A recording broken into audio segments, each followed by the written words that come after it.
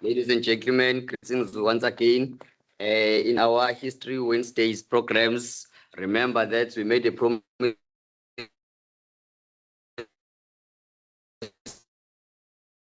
that a program which is called History Wednesday, where we are discussing history grade 12 topics. And remember, before you forget,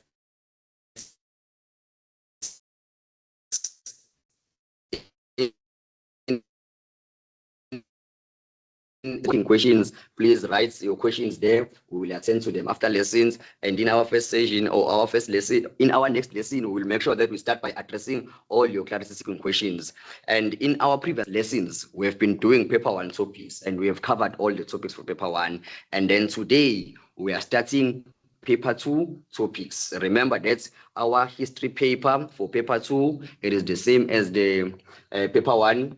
In terms of mark allocation, paper 2 is also 150 marks, meaning it has section A and section B. Section A for essays questions, and section B, which falls under essays question. And we are starting with the section A, and in section A, where we find source-based questions. And our first topic for today in paper 2 is the coming of democracy to South Africa and coming to terms with the past. But our focus is in the TRC.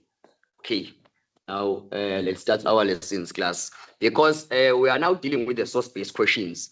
We are starting with the very important key concepts that a learner, that's a grade 12 learner, must know. We are starting with what? Key concepts or definitions or terms. Okay, the manner in which we have listed these terms for you is the manner in which, when a learner reads it, the learner finds chronology of what happened during the past in South Africa. Okay, now our first concept is what is human rights. What is human rights, class? Human rights is defined as the right to equality, the right to political and social freedom of any citizens of the country. What does it mean? It means that if ever a person lives in a particular country, that person needs to have something which is called human rights. Human rights for what? The rights for equality, meaning he has to be equal, or he has to receive equality amongst everyone in the country. They must have political and social freedom. Now, because we are talking about the TRC, you will see as we go on explaining our key concepts, what happened during the TRC. And the second definition is human rights violation. Now, there is this citizen that we are talking about, the citizens of a particular country, right? And the citizens of this particular country is subjected to what? To human rights, meaning that citizen of a country has human rights.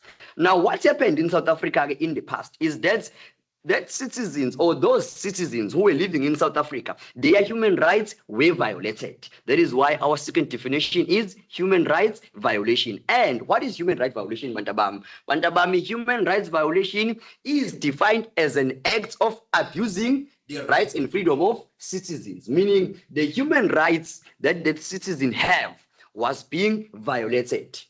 That is why we have something which is called human rights violation, which is an act of abusing the rights and freedom of any citizens. Now, sikhuluma citizens la of their whereby their human rights are being violated, right? Okay. Now, meaning that citizens whose human rights are being violated is then referred to something which is called a victim. Is referred to something which is called a victim, because it's someone whose rights has been violated. Hence, he is or she is a victim. That is why our next concept is the victim. What is victim, Bantabam? Victims are people whose human rights and freedom are being abused or are being violated. Obvious. Now, this victim, there is someone who has violated or there is someone who has abused their rights. Are we clear, Mandabam? Now, those people that have been abusing rights of these citizens, they were called perpetrators. That is why we have the next concept, which is called perpetrators. What is a perpetrator? Perpetrators are people who committed crimes and violated human rights of others. So we have now two people. So in the TRC class, our focus is based on two people or two groups. The first group is what? The first group is the victims. The second group is what? Is the perpetrators. Victims are people whose human rights are being violated. Violated by who? Violated by the perpetrators. Are we clear, Mandabam? That are violated by the perpetrators. Now, those people who were violating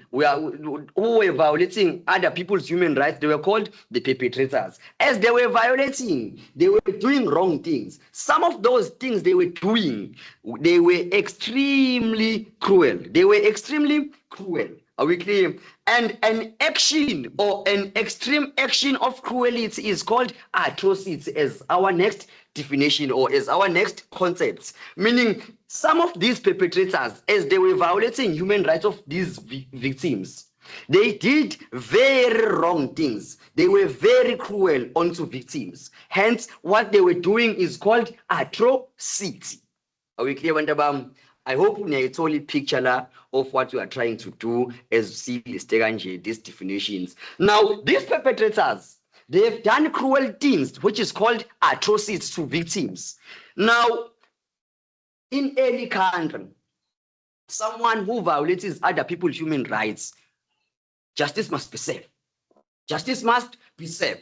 Now, that is why now we have something which is called retributive justice. What is retributive justice, Pantabam? It is a legal punishment given to perpetrators who commit crimes. These perpetrators who done cruel things to victims, they were subjected to a form of punishment which was called retributive justice.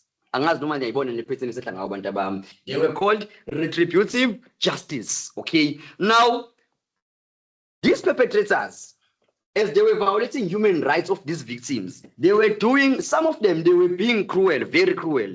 And some of them, they were not being cruel. So they just did minor violation of human rights. And those people, they were subjected into a form of justice, which is called restorative justice. So there were two perpetrators. Some perpetrators who did extreme cruelty in terms of violating human rights of the victims, and some of them, they did just minor human rights violation. And those who did minor violations, they were subjected into restorative justice. What is a restorative justice, Bantabam?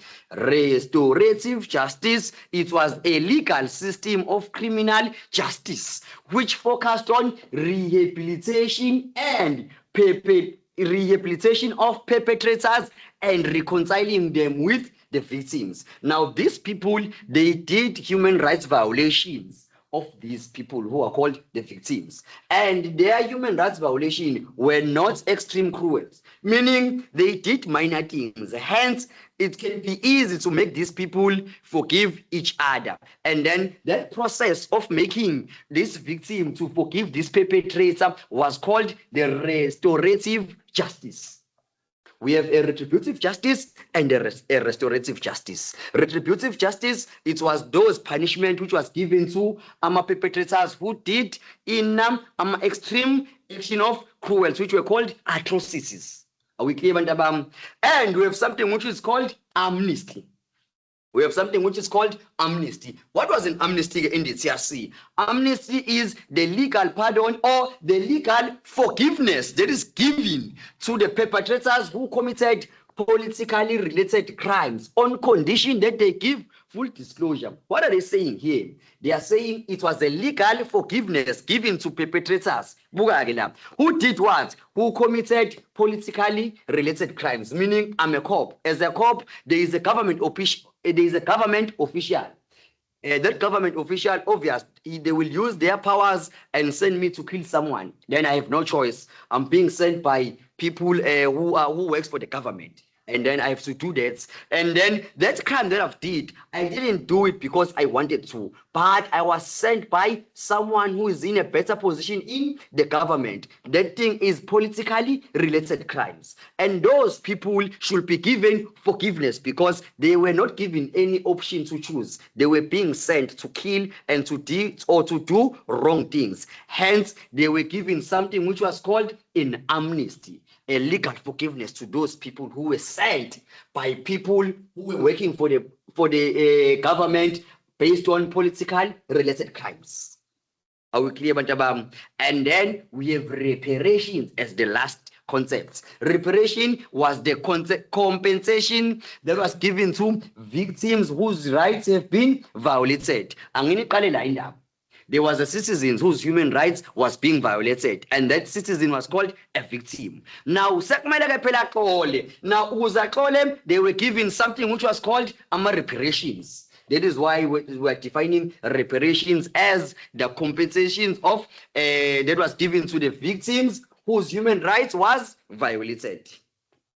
I'm not sure if it's clear, but and then there are two ways in which a definition or explanation of definition is asked in history. We have the first one which belongs to level 1, and we have the first one which belongs to level 2. Bantabam, the one that belongs to level 1 are these. These are level 1, or this is how we define concepts in, or this is how we define our terms as level 1 questions. You just define them generally using your general knowledge. But then when they say explain in the context of, for an example, let's say explain these definitions in the context of apartheid in South Africa. Now, in your definition, you must mention that these things was happening during apartheid in South Africa.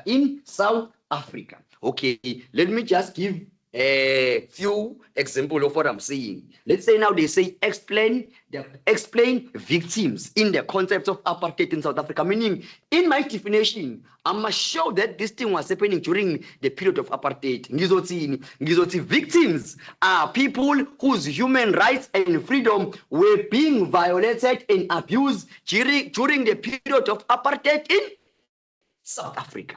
Now, I am explaining it in the context of apartheid in South Africa. Now, define or explain the term perpetrators in the context of apartheid in South Africa.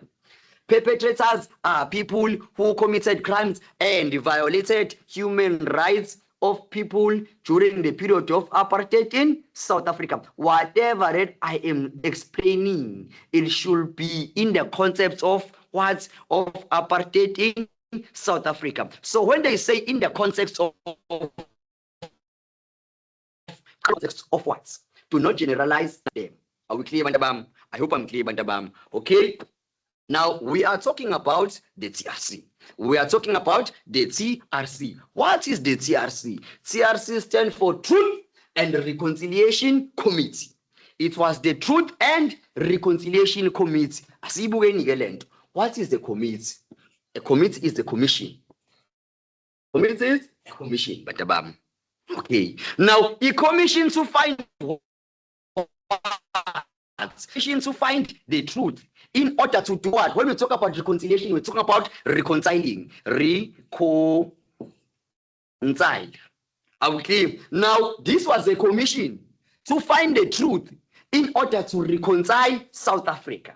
Are we clear? This TRC, Truth and Reconciliation Committee, it was a commission that was set to find the truth in order to reconcile, to find peace in South Africa. To find peace between who? I said the TRC is simply between two people, victims and the perpetrators. Perpetrators and the victims. Are we clear, Bantabam? Okay, now let's look at the reasons why TRC was formed. Let's look at the reasons why TRC was formed. Now, we're saying during apartheid in South Africa,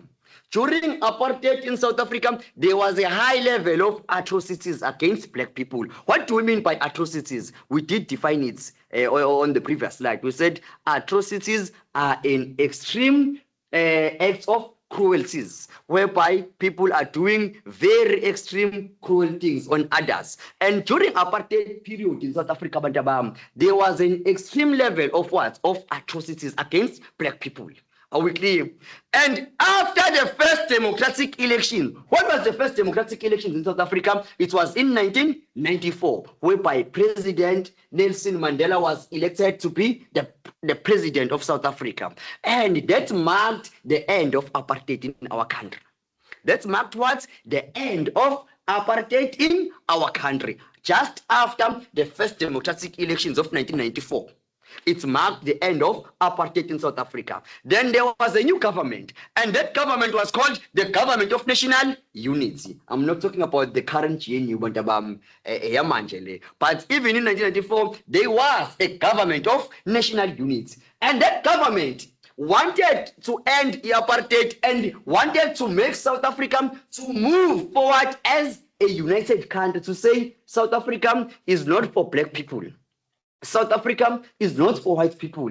South Africa is not for colored people. South Africa is not for what? For Indian people. But South Africa is for everyone who lives in it. Hence, now this Government of National Unity wanted South Africa to move forward as a united nation. Now, the issue was that during apartheid,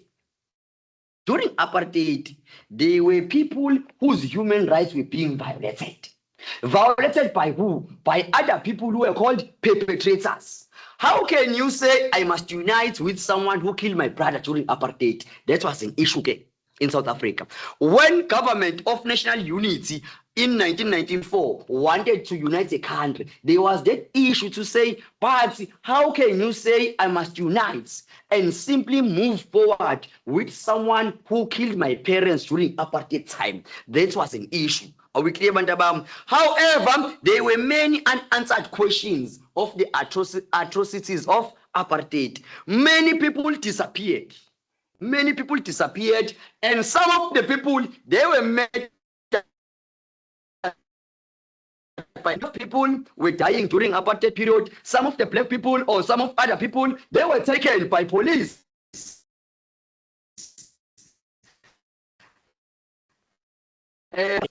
And they didn't get answers as to what happened to their family members. Now, how can you say now as a country, we need to unite and move forward while we still have those unanswered questions? Are we clear, Bandabam? Hence, now it was believed that in order for South Africa to move forward as a country, it must deal with the history of the past. It must deal with things that happened in the past and heal the wounds of the past. For everything that happened in the past against us. Then after that, we can move forward as a united country. Are we clear, Mandabam? As a result of that, in 1995, the TRC, Truth and Reconciliation Committee, was established in the terms of Act of number 34 of 1995. TRC was established because many people were not happy for the fact that the Government of National Unity is saying South Africa needs to just move forward and forget about the past after everything that happened. Are we clear? Now, many people, they wanted the truth of what happened in the past, because even the history, our subjects, it tells us that history, it shapes our present, and it does what it does, and then it's influence our future. But in order for that to happen, we need to know and understand our past. That's what many people wanted in South Africa. Hence, TRC was established in 1995. Are we clear, Bandabam? Now, leading TRC. TRC was a court-like body assembled in South Africa after the end of apartheid to find the truth of what happened in the past in order to reconcile South Africa. And then TRC chose to appoint Archbishop Desmond Tutu. I hope we all know Archbishop Desmond Tutu as its chairperson, meaning there was the chairperson and the deputy chairperson, and the deputy chairperson was Alex Porrain. I'm sorry for this mistake, but it's Alex. It's Alex Porrain. Alex Borain was the deputy chairperson of the TRC, and the chairperson was Archbishop Desmond Tutu. Hence, TRC was established in 1995. Are we clear, Bantabam? Is he established TRC in 1995? Let's look at the aim of it. What was the main goal behind establishing this committee? Let's look at the goal now. What they wanted to achieve. Okay. This is the picture here of the reasons for ETRC. This is Dullah Omar. In 1995, Dullah Omar was the Minister of Justice, and then he was saying, "This is South Africa." And you can see that it is very dark in South Africa. It is very dark. But he was talking about the past of South Africa, to say the past of South Africa is very dark, meaning it is unknown. And many people wanted answers about the past of South Africa. The Minister of Justice, he even said, if we don't find out what's happened or what's in there, it will keep on haunting us forever. Meaning we must go there, we must go back to the past and understand what's happened so that we can simply move forward as a country. We must give light because it's dark. Okay, this cartoon is saying it is dark in South African past. And then we must bring what? We must bring lights and understand what's happening in order for us to move forward. Let's look at the goals. Oh, sorry, these are the atrocities of the apartheid in South Africa. When we said atrocities, we said these are extreme cruelties. You can see, but you all know the famous one, Hector Peterson, when he was shot by the police on June 16, 1976 in the Soweto uprising. These are all cruelties that were done by Abantu or Abawi apartheid in South Africa. Okay. Here are the aims of the TRC, the goals. What ETRC wanted to achieve. Okay, let's look at the purpose here. Now we are saying the purpose of this committee was to investigate the gross human rights violation that occurred between 1960 to 1994. Meaning ETRC yayifocus kuma human rights or kuma scenarios whereby there was an act of human rights violation, but strictly between these years 1960 and 1994. Anything in 1960, it was never considered. Anything in 1995, so the 194, it was not considered. But Valley apartheid was no more here. Hence, they focused on 1960 to 1994. And the committee had to serve justice to those who were the victims of apartheid. Now we are saying there were two people that we are focusing on the TRC. The victims as well as what? The perpetrators. The role of the TRC or the aim of the TRC was to serve justice between these two people. The first one, the first one was the victims, Abantu whose human rights were being violated, and also to serve justice on who? On the second group, which was called the perpetrators. Those who committed crimes had to be punished for their crimes. No one owakumele apumule without having been punished for their actions of the past. So ETRC had to serve justice to those who were victims of apartheid, and also had to do what? Had to punish those who committed crimes, and do what? And try to foster the unity within the country. Remember why ETRC is doing all these things. They wanted South Africa to unite. The main aim of this was to do what? They wanted South Africa to unite. However, it wasn't easy to unite the victims and the perpetrators. Now, the TRC had to serve justice within this victim, so that as was who call them, and then the perpetrators who committed crimes had to be punished. And then, in that case, South Africa can be united, move forward as a united country. Are we clear, Bantabam? The TRC had to heal wounds of the past. Who are they healing? The victims. Who are they healing? The victims. Meaning they had to serve justice to the victims of the past by creating space for the victims and perpetrators to reconcile, to find one another. What happened in the past happened. Okay, let's see how best can we move forward as a united nation. Are we clear, Bantabam? And ETRC, it was a public forum, meaning it was broadcasted on a national TV.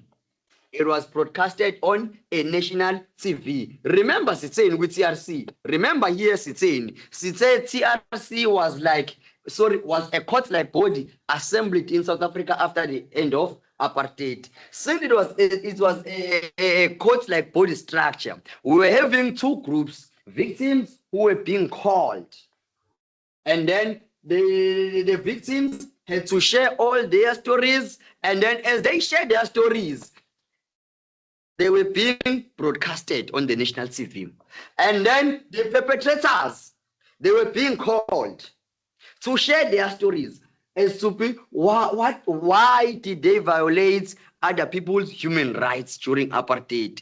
And as they did that, they were being broadcasted on national TV. Hence, TRC, it was a public forum. TRC was a public forum. And in order for TRC to achieve their aims, or in order to achieve their goals, they had to set three committees. They had to do what? To set three committees. Remember, it had only chairperson, not deputy chairperson. Chairperson Archbishop Desmond Tutu and deputy chairperson Alex Boring. So they had to have what now? Committees amathathu azokwazi ukudlala indima yawo, the committees that will play their own role in order to make sure that the TRC achieved its aims. And these were what? These were the committees that were formed. Human Rights Violation Committee. That was the first one. That was also known as the HRVC, Human Rights Violation Committee. And the second one was the Amnesty Committee, which was known as the AC. And the third one, or the last one, was called the Reparations and Rehabilitation Committee, the RRC. So these are three committees that were formed by the TRC to make sure that the TRC it's achieved its aims, or it's achieved its goals. The first one was the HRVC, Human Rights Violation Committee. The second one was the AC, Amnesty Committee. I hope you still remember what is an amnesty. We said amnesty, it was the legal pardon or a legal forgiveness given to people who committed politically motivated crimes, meaning this committee had to simply give forgiveness to those people. This was the responsibility of this committee. And we had the reparation. We said, what is the reparation, Mantabam? We said reparation was what? The compensation of victims whose human rights were being violated. Hence, we had the Reparation and Rehabilitation Committee to deal with that. Are we clear? In order for TRC to achieve its aim, it had to form these three committees: HRVC, AC, and RRC. Are we clear, Bantabam? Now, let's look at Lama Committee Amatatu, the work of these committees. Each committee, what was the responsibility of each committee? Let's start with the first one.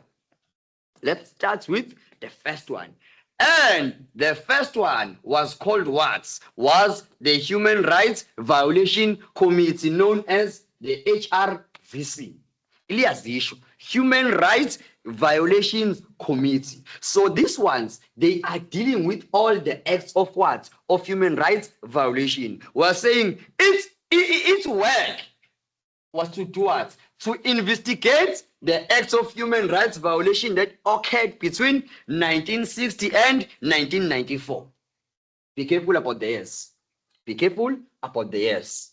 We are saying HRVC, its aim or its role in the TRC was to investigate all the acts of human rights violation that occurred in South Africa between 1960 to 1994.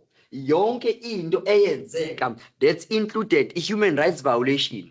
And when they identified it, they identified killing as a human rights violation.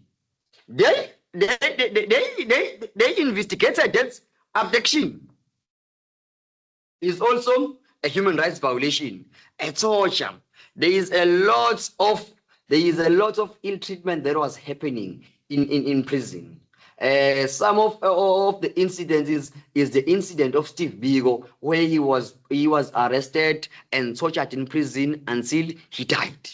Now, torture or torturing was also identified as a human rights violation, or any form of ill treatment was identified as what? As a form of human rights violation. Now, they've identified these scenarios that anyone who was killed, their human rights were violated. Anyone who was subjected to abduction, their human rights were being violated. Or their family members, those human rights, they were violated. Are we clear, Bantabam? Now, the second role that was played by this committee was to identify the whereabouts of the victims and the perpetrators, to find the whereabouts, the whereabouts of both the victims and the perpetrators. After they found them, they called them into a TRC, which was a court like body structure, to do what? To listen to their testimonies, both of them, the victims and the perpetrators. Are we clear? The responsibility of this committee was to call a victim. I'm going to go to TRC. And then that victim had to explain their side of the story. What happened? Who violated their human rights? And then after that, this committee had the responsibility to call the perpetrator that has violated the human rights of these victims. And then that perpetrator had to speak about the side of their stories, why they violated the human rights of these victims. Were they being sent, or they did it for their personal gains? They had to listen both testimonies of the victims and the perpetrators, starting with the victims.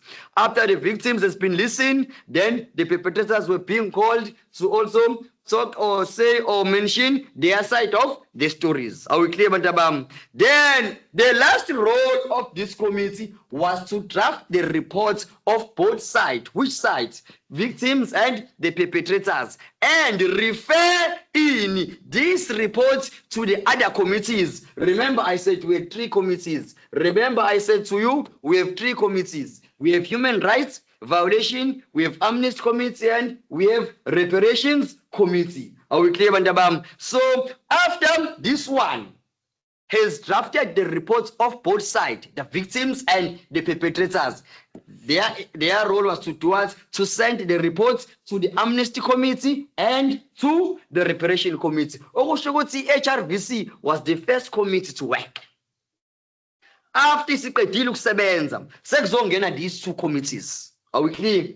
Now, let's look at the work or the responsibilities of other committees, starting with the AC committee, which is known as the Amnesty Committee. What was the role of the Amnesty Committee? Its primary function was to consider the applications of the amnesty that were done in accordance to provisional acts. Remember, sikhuluma nganda nge-amnesty. We said, what is an amnesty? Amnesty, we said, it is a legal pardon or a legal forgiveness that were given to perpetrators to perpetrators who committed politically related crimes during apartheid in South Africa. Now, all those people, and get what was happening in the TRC, Bantabam. What was happening actually in the TRC? Where this the first committee, they are calling both sides, the victim and the perpetrators. They listen both to their testimonies. And if the perpetrators mention that they were sent by other people who were in government to violate the human rights of these people, now that means this perpetrator had no choice. Had no choice, because he was sent by the government to do that. Hence, he qualified for an amnesty. Hence, that person or that perpetrator qualifies for an amnesty. Hence, now the role of this committee had to give what? Had to investigate and analyze the report that was sent of the perpetrators that was sent by the HRVC to say, oh, okay, This perpetrator has mentioned that he was sent by this particular person. Who is this particular person that sent this perpetrator? Oh, it was a government official. No, that means this was a politically related crime. That means that person qualifies for what? Qualifies for amnesty. Let's forgive that person, because amnesty was a legal pardon, or it was a legal forgiveness that was given to people who committed in politically related crimes. Are we clear? Then after the AC committee has analyzed the report of the TRC, or the report that was sent by EHRVC, they see with this perpetrator violated the human rights of other people for their personal gains. Those people, they were not towards, they were not qualifying for amnesty. Hence, they were sent to prison.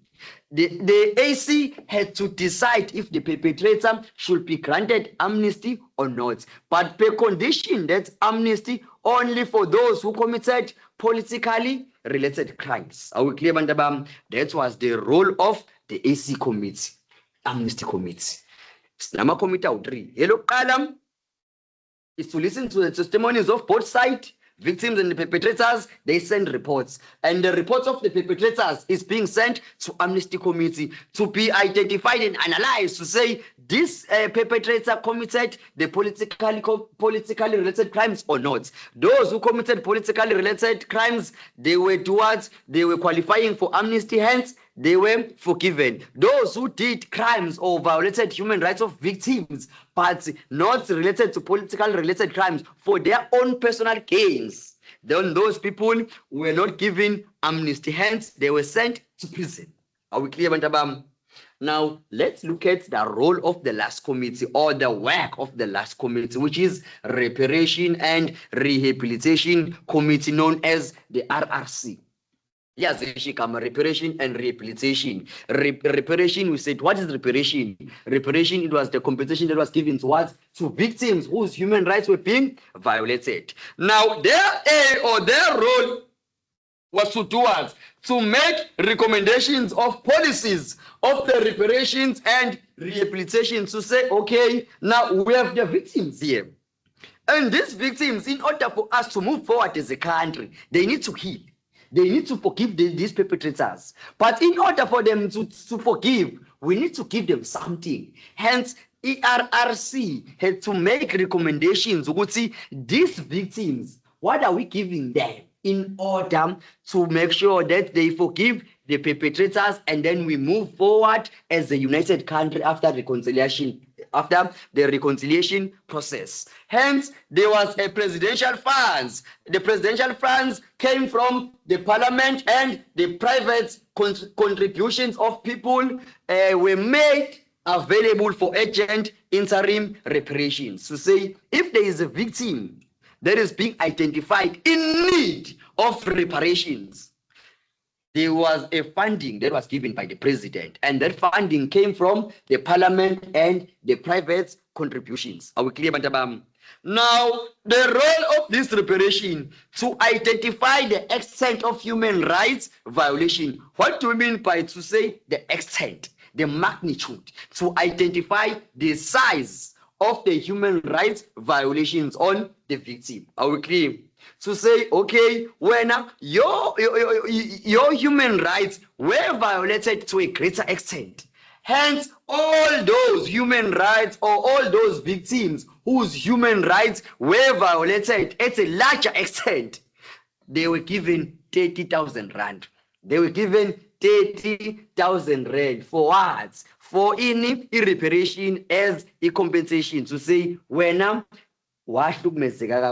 hence you deserve to get a 30,000. Are we clear, Bantabam? All those people whose human rights were violated to a larger extent, they were given 30,000. And 20,000 was given to families who were to do reburial of their families. Remember here, the perpetrators have spoken, and then they've even mentioned that we've killed this particular person, and that person was buried on that particular place. Now, some of the families, they knew that now they've identified where about their family members were being buried. Hence, there was what they had to they had the responsibility of repairing their family members, and those families were given extra 20,000. Are we clear, Bantabam? Now, to provide perpetrators who were given amnesty, that were provided with restorative justice. This was the work of the INAM, the RRC. The work of the RRC. Okay, now let's look at the results of the TRC, Bandabam. Let's look at the results of the TRC. TRC is a very short topic. We're about to conclude it right now. TRC had about 716 hearings of cases. 716 cases were being processed. And out of these 716 cases, 5,392 amnesty applications were being sent, meaning perpetrators here. We're talking about the perpetrators. We are talking about the perpetrators. About 5,392 of them, they sent applications for amnesty, and only 849 were approved. Why? Because only 849 were politically related. The rest were not politically related. That is why they were not approved. Okay, let's look at the findings of the TRC about political parties. They first started with the NP, National Party. Then the TRC concluded that the PW Botha's government of the National Party was the one that was responsible for killing all people that died during apartheid system. They also criticized the ANC to say the ANC was responsible for casualties that died in the MK operations. Remember, when ANC was banned, they were sent into exile. They then started MK operations. Some of the people died there. Some of the people died, and the TRC blamed the ANC for that. They also blamed the ANC for using violence against its opponent, such as IFP and urban councillors. This was the findings of the TRC against political parties. Are we clear, Bantabam? It is very, very simple. Okay, let's move now. Challenges that were faced by TRC. These are challenges that were faced by the TRC. Now we are saying TRC was heavily criticized by many people. There were debates around the TRC. There were many debates around the TRC. In those debates, many people felt that the perpetrators got away with murder. Because now, this person killed my mother or my brother. Yes, they were sent by people, meaning their killing was politically motivated. But now they are being forgiven. How can I forgive them after killing my parent? So some of the victims, they then felt that the perpetrators got away with murders. Get away with murders. It was the amnesty. It was the amnesty. That is why INAM, ETRC was being criticized. And also ETRC, it's also focused on the period of 1960 to 1994. Okay, meaning there are lots of things that happened before 1960. There are a lot of things that happened before 1960. There are a lot of things that happened which included human rights violations. But ETRC ayizange by looking at all those cases. So they started in 1960 to 1994. Are we clear, Bantabam? Also, ETRC was criticized by political organization. Now, it was criticized by the National Party and the IFP. These are political organizations that also criticize the TRC. They criticized the TRC because they felt as if ETRC was biased against them. They felt as if ETRC was biased against them. Also, ANC and Pan-Africanist Congress, IPAC, they also criticized the TRC for treating them because this organization were known as the Liberation Movement. They criticized the TRC for treating Liberation Movement and the apartheid government the same, to say they were not the same. Whatever they did, ANC back then, they were the Liberation Movement. Are we clear? So they criticized TRC on that. And also, the challenges that were faced by TRC, some victims were not given 30,000 as the compensation, the Pagoma reparations. Funding was short. the government funding that was provided. Not all of the victims were given 30,000. So it was a challenge of the TRC. A number of major killings in the 1980s were not exposed. They were not exposed. It's not all the cases that were exposed during the TRC. Some of the major killings, they were not exposed. Are we clear, Mandabam? Those are challenges of the TRC. Also, they had to unearth dead bodies for burial. Wakumele beqale phansi begubhele ini ukuthola ama-dead bodies, because now the perpetrators have spoken everything in details. Now also, they had to create peace between victims and the perpetrator. Imagine creating a peace between someone who killed umuntu wakomunye umuzi uthi abaxolelane. So it was very challenging for the TRC. These are crucial challenges that were faced by the TRC, Bantabam. Are we clear? Okay, we are done now with the problems. Now, even though there were challenges, however, they were successes of the TRC. Let's look at the positive side now of the TRC, because I'm challenging. The success is that South Africa came to understand their history better. So South Africans, Black South Africans in particular, came to understand their history better. Also, many people forgave their perpetrators. There was peace between perpetrators and victims, of which TRC yona goliayo to find peace between these two people, which were called the victims and the perpetrators. Are we clear, Bantabam? Victims were given a once-off reparations of 30,000, even though the challenge was that some of them didn't receive this 30,000, but many of them, they did receive 30,000, which marked the success of the TRC. The dead bodies of those who died in exile returned for burial by their families. Remember, I said the TRC criticized the ANC for all the people who died in exile. And all those people who died in exile, their bodies were being returned to South Africa for burial by their families. And those families, remember, I said they were given extra 20,000 for burial. Are we clear, Mandabam? The TRC made several recommendations aimed at preventing future human rights violations, because there are very few cases of human rights violations. This is why there was this in TRC to recommend the aims of preventing future human rights violation. Hence, TRC played a vital role in addressing historical injustice and in promoting reconciliation and uniting South Africa as one nation. South Africa, after apartheid, was able to move forward as a united nation because of the work of the TRC. Are we clear, Bandabam? TRC was only about two groups, perpetrators and the victims. The victims whose human rights were being violated, and the perpetrators who violated human rights of the victims. Are we clear, Bandabam?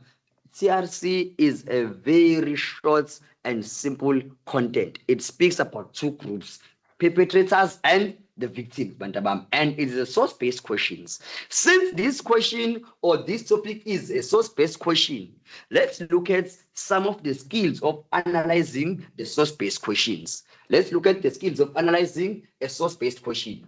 Now, when we are looking at the source-based question, we are looking at the mark allocation. This is the mark allocation for history. Are we clear, Bantabam? In the question paper, you find mark allocation like this. 1 times 1 equal to 1, 1 times 1 equal to 2, 2 times 1 equal to 2, 3 times 1 equal to 3. Then these numbers, they have their own meanings. Let's look at the meaning. The first number is indicated in blue. It indicates how many response or answers are expected from a learner. Then there is a question, and after the question, there is this brackets. And then the first number tells you that how many answers you are supposed to answer. And in this case, in this case, the number is 2, meaning a learner must write 2 answers. And the learner must write answers in bullet point. Bullet point number 1, first answer. Bullet point number 2, second answer. Let's say, Bati, list 2 teachers in KZN. And 2 teachers are Mr. Kuala and Mr. Kina. A learner must not say Mr. Kuala and Mr. Kina. In the marking center, this is treated as one answer. A learner must say, bullet point number 1, Mr. Kuala. Are we clear, Bantabam? And bullet point number 2, Mr. Kina. This is how a learner is supposed to give answers in history. All our answers in history must be in bullet point, Bantabam. When they say history, people do not say first one is this, comma, second one is this, and that is one answer. Each answer must have its own bullet point. Here, this number is 3, meaning you have to write 3 answers in bullet point. Bullet point number 1, first answer. Bullet point number 2, second answer. Bullet point number 2, third answer. That is how we respond in history, Bantabam, in bullet point. I hope I'm making sense. Let's look at now the next slide. The next slide focuses on the second number that is in red, indicated in red. The second number indicates the amount of marks for each answer. A learner is supposed to write 1 answer, and that 1 answer is 1 mark. Sorry, and that answer is 1 mark. Are we clear, Bantabam? And then we go to this one. A learner must write 1 answer.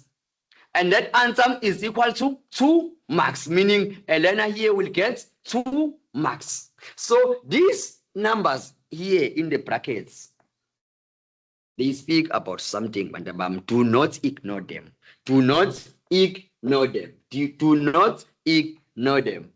Are we clear? We are here, Bantabam. We are saying this number that is indicated in red speaks about the mark allocation. A learner is expected to write 4 answers in bullet point. First answer, second answer, third answer, fourth answer. Ninth answer. Now each answer is equal to 1 mark. 1 mark, 1 mark, 1 mark, and 1 mark. And the last number that is indicated in pink indicates what? It indicates total mark for the question. It indicates total marks for the question. Now, this is the brackets. Now, let's go to different cognitive levels now. Let's go to different cognitive levels. We have level 1 questions. And level 1 questions, remember, our paper is out of 50 marks. Level 1 question is out of 15 marks, in the paper. And this question, you see them by these question verbs. They say according to the source. Once you see according to the source, do not think for an answer. Read the source. The answer is there in the source. Write the answer as it is in the source. Do not paraphrase it. Are we clear, Bantabam? Do not paraphrase it. Write the answer as it is. Mugala, Utu level 1 is an extraction. Learners must extract their responses word for word. Meaning in the source, when they say, Mr. Kina is teaching history, then the question comes and say, according to the source, what is Mr. Kina doing? Write word for word. Mr. Kina is teaching history. You write according to the source, word for word. You see them by list. When they say list, go straight to the source. When they say identify, go straight to the source. Once they say codes, go straight to the source, but because they said codes, add quotation mark. On these ones, you are not adding quotation mark. You only add quotation mark when they say codes, but you are doing the very same thing. You are extracting. When they say states, you state from the source, word for word. When they say name, you name from the source things that are mentioned in the source, word for word. You do not change them. When they say give, you do the very same thing. Bantabam. Are we clear? That is the level 1 out of 15 marks. Meaning, quick question paper yako. 15 marks that we have to take in the source exactly as it is. Are we clear, Bantabam? Now, let's go to level 2 questions. Level 2 questions are out of 20 marks. These are interpretation. Extraction of answers from the source will not be accepted. La, you do not take an answer exactly as it is from the source. Are we clear, Bantabam? Now, how do you see level 2 questions? By this verb.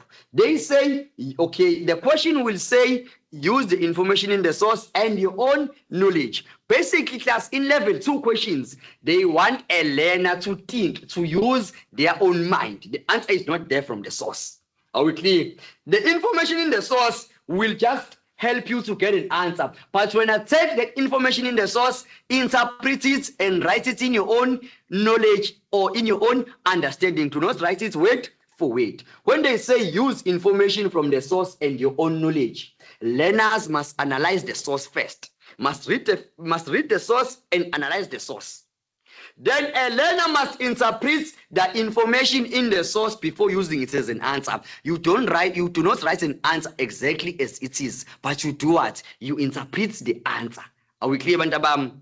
Now, there is a question where they will say, why do you think? Why do you think? In this question, it's simple. Learners must read the source. Learners must interpret the source and give their own opinion. Why do you think? They are asking you as a learner, what do you think? Why do you think? They want your own personal opinion. But your personal opinion should relate with the content. It should be content-based opinion. Opinion. It should be an opinion that relates to a content on why you think. You must give us your own opinion, but an opinion that relates to a content. Then there is the question that says, what message is conveyed or what is portrayed? Now, the examiners, those who are setting papers, they use this word now, symbolism. Write the symbolism or what is the symbolism of this? Now, in these questions, they are talking about the visual sources. They are talking about the visual sources. In the visual sources, the learner must use visual clues. They will ask, maybe, let me talk about the Pirates logo, Orlando Pirates logo. Then they will point an arrow on this sign and ask you what is the symbol of this. Are we clear? So you use your eyes, you use what you see, the visual clues on the conveyed, what is being portrayed. Are we clear, Bantabam? This message or this, be careful now. I've told you the examiners, they use this word now, symbolism. Symbolism is the same as portrayed or is the same as conveyed. Then let's go to what is implied. Now, the examiners again, they are using the word inferred. What is inferred by the statement? What is implied? What do they mean when they say that? This means they are simply asking a learner what is indirectly said by the statement. The question will come and say, what is inferred by this statement? You as a learner, read the statement. Tell us what is indirectly said or inferred, implied. What is indirectly said by the statement? Simple. Are we clear, Bantabam? This question is simply asking a learner to explain what is indirectly said by the statement. Are we clear, Bantabam? Then you go to level 3. Level 3 is also 15 marks. Level 3 is also 15 marks, Bantabam. This is the last one. Level 3 is also an interpretation, meaning you don't take an answer from the source, you interpret them. The first one is usefulness. Usefulness. The question will come and say, comment on the usefulness of the source to a historian researching about. Researching about or regarding about. Yours is to focus on what is being said. Read here. Learners must read the question and focus more on what is said after researching. They comment on the usefulness of the source to a historian researching about Mr. Kina, or a historian who study regarding Mr. Kina. Focus after regarding or after researching. Now, learners must then go to the source and find information that relates to what is being said on the question after researching. In this example that I'm using, they are saying a historian is researching about Mr. Kina. Go to the source now and see if you find anything that speaks about or related to Mr. Kina, because a historian is researching about Mr. Kina. If you find it, that means that source is useful. to me or to you or to a historian who's reading the source. And when you respond, you say the source is useful because you give us an answer. The historian wants to know about Mr. Kina, and the source speaks about Mr. Kina's name. Also, or the source is useful because a historian wants to research about Mr. Kina, and indeed the source highlights Mr. Kina's height or Mr. Kina's complexion that is very dark. Hence, the source is useful. Okay, then we have justification. Simple, the most simple one. Justification, this question simply asks the learner's opinion, whether was it the right thing for it to happen. They are asking, was it the right thing for perpetrators to be given amnesty? Remember, we were talking about the TRC. The question will come and say, comment if it was justified for the perpetrators to be given the amnesty. So basically, it's a question: was it the right thing for the perpetrators to be given amnesty? When they talk about justification, they talk about was it the right thing for it to happen. If you feel that it was the right thing to happen, and when you reply, you say yes, it was justified. Meaning, in other words, you are saying yes, it was the right thing for it to happen. Are we clear? It means you say yes, it was the right thing for it to happen. Justification, you are being asked whether it was the right thing to happen or not. Then you will find the comparison in level 3. You compare two sources. For an example, they will give you source 2B and source 2C. And then the question might say, compare source 2B and 2C. Explain how information in source 2B supports information in 2B.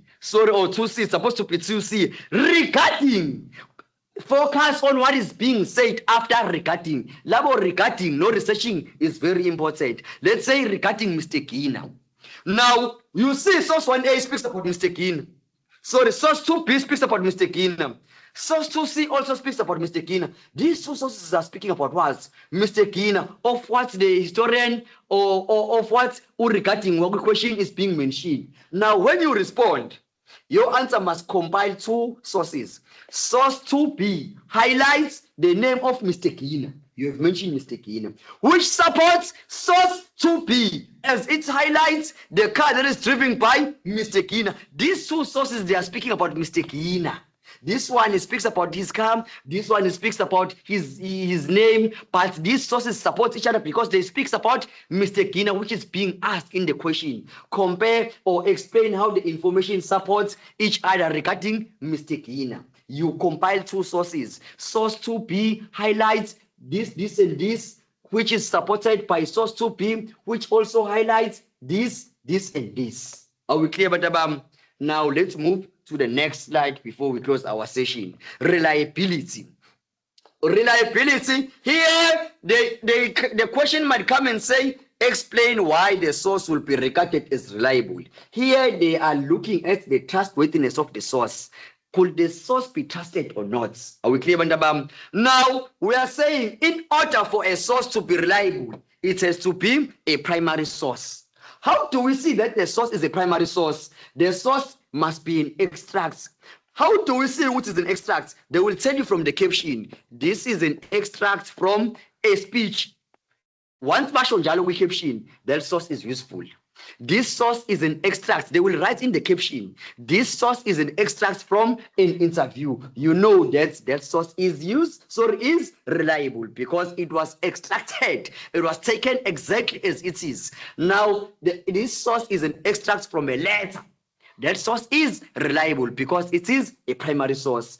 Also, for a source to be a primary source, it must be, if we are looking at the visual source, it must be a picture, an original picture, not a cartoon. Some of the sources will show you a picture. Once it shows you an original picture, that picture is a reliable source. But if it's a drawing or a cartoon, it is no longer what? It is no longer a reliable source. And then also, for a source to be a primary source, it must have a name of an author. Not a website la peasants on the right corner with source. It must have the name of the author here. Now, if it has that, now when you reply, the source is reliable because it says the name of the author. You write the name of the author that is written here. Or the source is reliable because the source is an extract of a speech, if it is speech. Or the source is reliable because it is an extract of an interview or of a letter, which makes it a primary source. That is why the source is reliable. For a source to be reliable, it must be a primary source. What makes a primary source? All these things that I've mentioned. Are we clear, Bantabam? Then let's look at the limitations. The limitations, a source with limitations is a biased source, meaning a source that focuses only on the one-side view. Are we clear? For an example, the source speaks about the perpetrators. The source, you can see that is biased towards the perpetrators. The victims are not being mentioned. Hence, the source is biased against the victims. Hence, the source has limitations. How do you respond? The source has limitations because the source is biased. It's only focused on the side of the perpetrators. It does not highlight the views of the victims. Then the last one, we have a paragraph question. Paragraph question is the last question. In the paragraph question, Mandabam, do not write in point form. You write a paragraph as special. Paragraph is a combination or a joint of different sentences. They say write a paragraph of about 8 lines, 8 marks. Make sure that the paragraph you write, we are saying here, learners must use the relevant sources.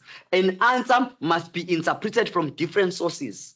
At least to get 8 marks, one of the answers must come from your own knowledge. It must not be interpreted from the source, because if you interpret all the answers from the source, you will not get full 8 marks. You must at least take one answer from your own knowledge, and then all the answers, you can interpret them from the source. Are we clear? And then, focus on this one.